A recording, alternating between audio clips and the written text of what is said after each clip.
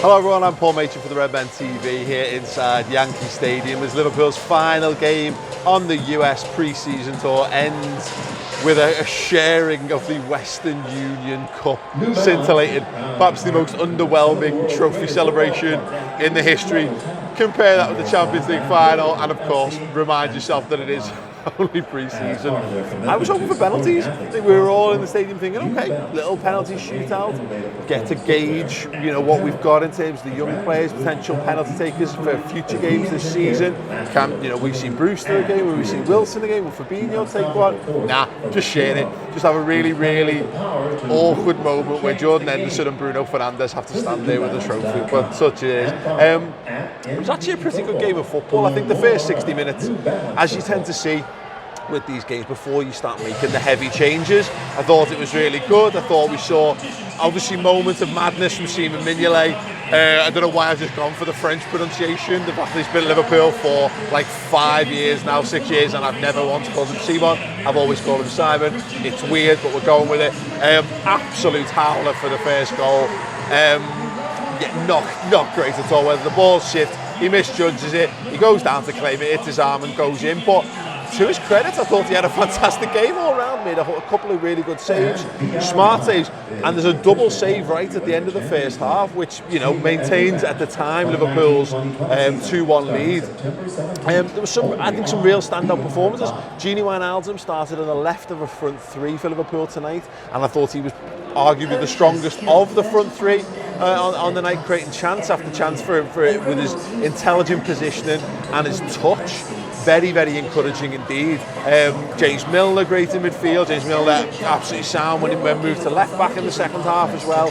So, again, encouraging versatility from him and GINI, in fact, who had a decent game when moved back into the midfield after the substitutions in the second half as well. Divock Origi with another poacher's finish. Typical Divock Origi, ran well, got him behind well, looked strong, looked powerful, looked direct, and when the ball drops, he sticks it in the back of the net. And I thought Jordan Henderson was really good as well. Tidy, moving the ball around but supporting the attack.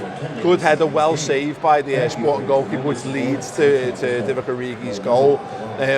As I already mentioned, GINI Wijnaldum scoring another one, fantastic performance from him.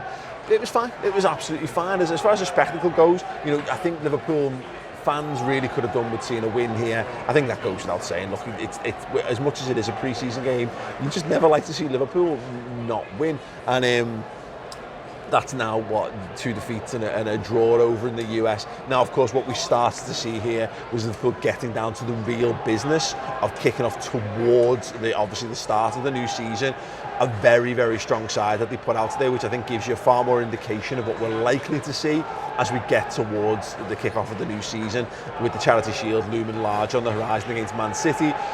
We went for that stronger midfield. Klopp referenced it post-match against Sevilla and talked about how the players he had didn't really fulfill his requirements for what he needs from that midfield to make the system work. And I think, seeing Fabinho in the 6, seeing him pretty much, I think he got the full 90 there as well.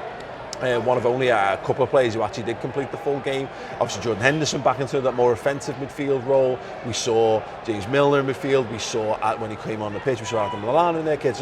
The point is that I think that starting 11, you can look at that and you could see that we're not messing around anymore. It's not a case of throwing all the kids in and seeing what it is. I think we're going to start to see with the next couple of games coming up, you'll probably see the younger lads phased out of these match day squads. Maybe still around the squads, but less likely to get game time. Probably the last we'll see the likes of Bobby Duncan, for example.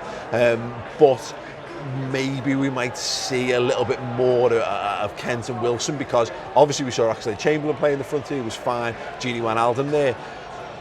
I wonder whether us seeing GINI there is a little indication to Wilson and Kent that we're not quite seeing enough there, that they're vying for contention for that slot, because it feels like Liverpool will need to fill one of that front three.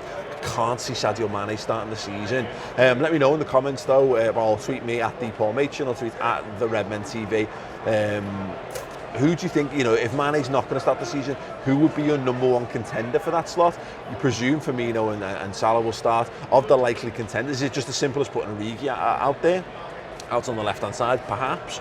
Or is it one of the youngsters? Once again, we're seeing Kent direct running, but not quite having the end product.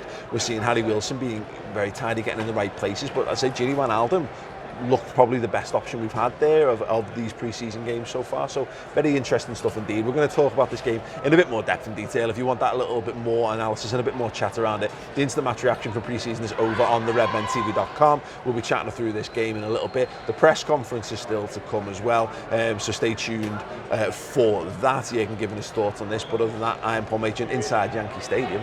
Ta-da.